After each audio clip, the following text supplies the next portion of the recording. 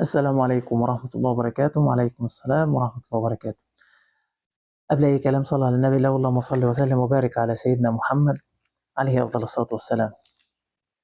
لو جينا عملنا معادلة صغيرة كده، تمام، وقلنا لو في 99 امرأة ورجل واحد،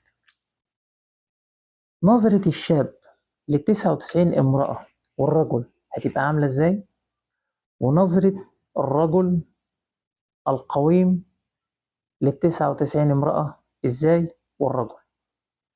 والرجل المؤمن ينظر إلى 99 امرأة والرجل ده شايف إيه وده شايف إيه وده شايف إيه. الشاب ممكن يشوفوا 100 كلهم نساء لا حول ولا قوة إلا بالله. أما الرجل يعني أو الرجل الراشد يعني هيلاقيهم 99 امرأة ورجل. أما الرجل المؤمن هيشوف راجل واحد بس، هو مش شايف 99،